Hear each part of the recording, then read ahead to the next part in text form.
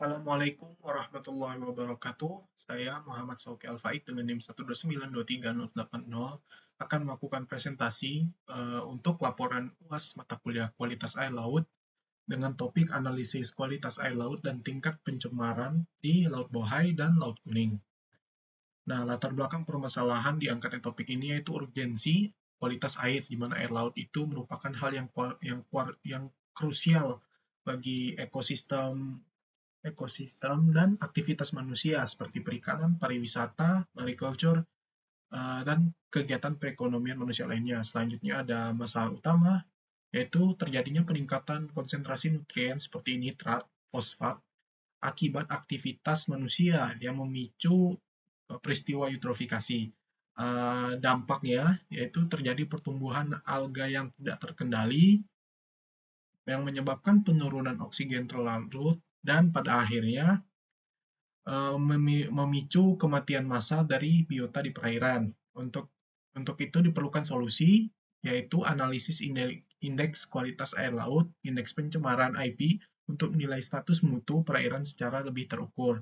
Tujuan penelitian ini atau studi kasus ini yaitu menganalisis kondisi parameter fisika dan kimia seperti pH, DO, dan nutrien di lokasi studi. Kemudian visualisasi, yaitu memetakan sebaran spasial parameter kualitas air untuk melihat pola distribusi. Selanjutnya perhitungan, menghitung nilai indeks pencemaran mengacu pada baku mutu, serta klasifikasi, yaitu menentukan tingkat pencemaran, tidak tercemar sampai dengan tercemar berat.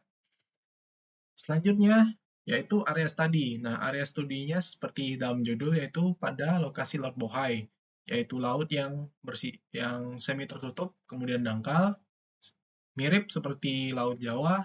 Selanjutnya Laut Kuning, yaitu laut marginal, laut antara Laut Bohai dan area perairan yang lebih luas. Karakteristiknya yaitu Laut Bohai itu rentan terhadap akumulasi polutan karena sirkulasi air yang lambat, waktu tinggal sekitar 2-3 tahun, kemudian menerima masukan sedimen dan nutrien yang sangat besar dari Sungai Kuning, Yellow River. Nah, stasiun pengamatan dari studi kasus ini yaitu ada 46 dengan kode B, N, dan H. Untuk datanya ini sendiri diperoleh dari data repositori terbuka Mendeley. Selanjutnya yaitu metodologi. Pertama, data dan metode pengolahan. Pada data sekunder survei oceanografi bulan April 2023, yaitu pada waktu ini mewakili transisi musim semi. Nah, data yang tadi ya, seperti disebutkan tadi, datanya ini diperoleh dari repositori terbuka Mendeley. Selanjutnya parameternya ada pH, DO, nitrat, nitrit, amonia, fosfat, dan klorofil, serta beberapa parameter lainnya. Kemudian kedalaman sampel yaitu permukaan 3 meter. Terus tools yang digunakan dalam pengolahan data tersebut ada penggunaan Python dengan library Pandas, Matplotlib, dan Cartopy untuk pengolahan data dan visualisasi. Kemudian metode spasial yang digunakan agar menampilkan distribusi spasial yang baik yaitu menggunakan interpolasi inverse distance weighting (IDW). Selanjutnya, bagian penentuan indeks pencemaran dengan acuan Capman LH nomor 115 tahun 2003, baku mutu Capman LH nomor 51 tahun 2004 untuk biota laut, yaitu rumusnya IP, indeks pencemaran, sama dengan square root dari CI per LI M kuadrat ditambah CI per LI R kuadrat dibagi 2. Nah, nilai CI per LIM ini adalah nilai maksimum rasio konsentrasi terhadap baku mutu. Untuk yang R adalah nilai rata-rata rasio konsentrasi terhadap baku mutu. Kategorinya ada 0 sampai 1 itu baik, 1 sampai 5 itu tercemar ringan, 5 sampai 10 tercemar sedang, dan di atas 10 perairan tersebut mengalami pencemaran berat. Nah, dari hasil pengolahan data ditemukan salinitas rata-rata 31,04 PSU, rendah di pesisir barat muara sungai, tinggi di lepas pantai. Temperatur juga memiliki karakteristik yang sama, yaitu rata-ratanya sekitar 8,62 derajat. Cukup dingin dengan gradien utara selatan yang terlihat jelas. Selatan lebih hangat, jadi karakteristiknya sama. Semakin lepas laut, semakin besar nilainya. Kemudian pola umum. Konsentrasi tinggi di pesisir barat laut, menurun ke arah laut lepas. Seperti nitrat, rata-ratanya di 2,66 mikromol per kilogram, hotspotnya di muara sungai. Di muara sungai Kuning. Selanjutnya fosfat, PO4 3-min, yaitu rata-ratanya sekitar 0,62 mikromol per kilogram. Pola sebarannya sangat mirip dengan pola sebaran nutrien yang lain.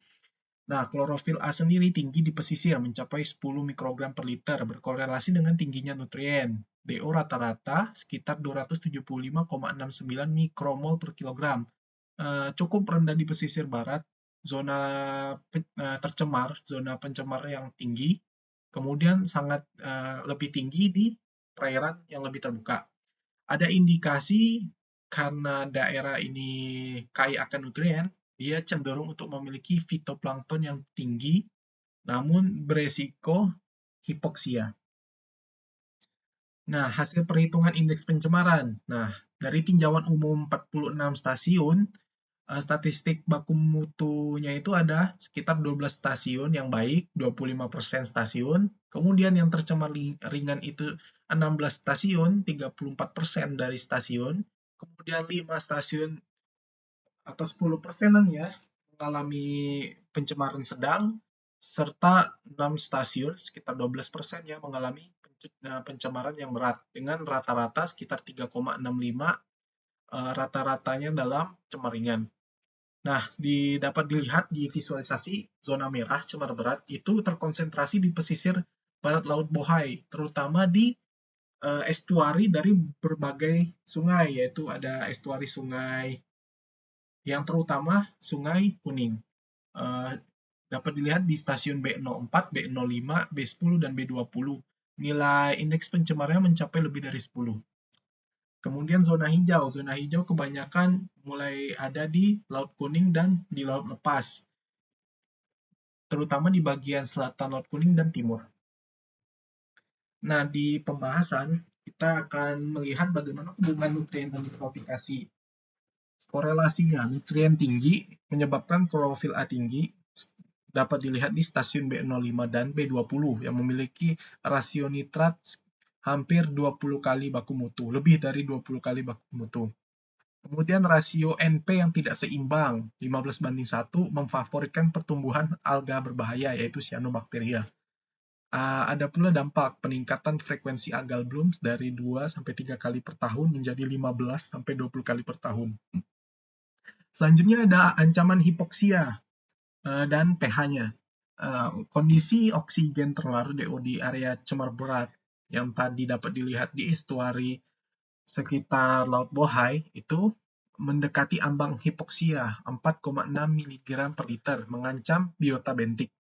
pH, terjadi tren penurunan pH, pengasaman di pesisir di area tercemar akibat dekomposisi organik, akibat tadi hipoksia tadi sehingga biotanya tidak dapat oksigen, biotanya mati dan terdekomposisi menjadi bahan-bahan organik yang mencemar pH di perairan tersebut. Selanjutnya ada efek pada biota, dapat mengganggu proses kalsifikasi kerang dan fisiologis ikan. Nah, faktor pencemarannya ini ada pertama, sumber daratan. Seperti yang kita tahu, pertanian, pupuk nitrogen yang berlebih, dan runoff Sungai Kuning yang sangat besar. Sekitar 1 miliar ton per tahun sedimen. Kemudian selanjutnya limbah domestik dan industri pengolahan limbah WWTP yang belum optimal di kota pesisir. Selanjutnya yang sangat umum di perairan pesisir yaitu aquaculture, sisa pakan dan metabolisme dari tambak intensif menyumbang amonia dan fosfat. Selanjutnya ada faktor oceanografi. Laut Bohai ini adalah laut yang semi tertutup dengan waktu tinggal masa air yang lama sehingga mempersulit wash off pembersihan alaminya. Nah, penutup dari presentasi saya yaitu pertama, kesimpulan dapat disimpulkan bahwa kualitas air secara umum, pH dan DO di area ini cukup baik. Namun, nutrien terutama nitrat dan fosfat itu memiliki konsentrasi yang sangat tinggi, yang jauh melampaui baku mutu hingga berkali-kali lipat, terutama di nitratnya. Selanjutnya ada pola spasial, ada gradien yang jelas dari barat tercemar dan timur yang baik. Timur Yang dimaksud adalah Laut Kuning, dan barat itu Laut Bohaya. Kemudian status mutu, dia itu didominasi oleh kondisi tercemar ringan, sekitar 16 stasiun, 30%-an.